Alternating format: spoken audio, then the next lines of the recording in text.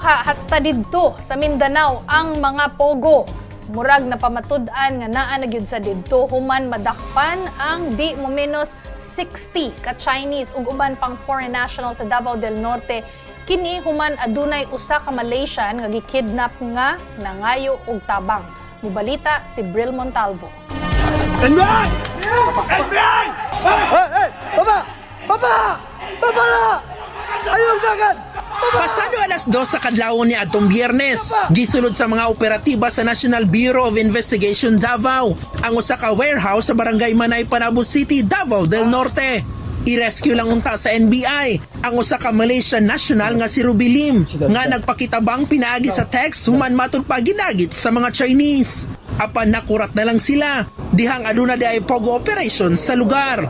Adunay mga gaming computer ug nadakpan ang 55 ka mga Chinese nationals, 3 ka Malaysian nationals ug usa ka Pinay. Apan wala nila nakita si Ruby Lim. So itong si Ruby Lim, parang she was forced to work. So she really wanted to escape, but she managed to send messages to the authorities. But it's very unfortunate nung when we got to the area, na late lang kami ng siguro 20 minutes.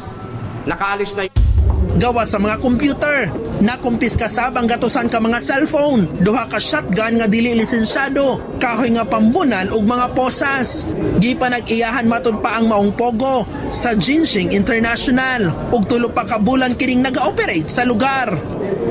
Most of these Chinese nationals, if not all, from Manila, ito lahat dinala dito dahil nagsarado yung pogo nila sa Manila. So they operated here. Yung lugar very discreet. It's a compound.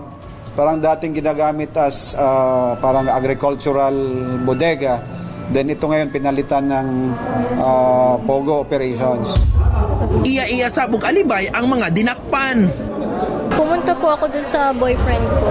For travel lang sana ako. Magbe-vacation lang sana ako. Hindi ko po nakikita kasi sa loob lang po ako lagi ng kwarto. Hindi po ako lumalabas. Ano ginagawa niyo sa warehouse? Hindi alam yan.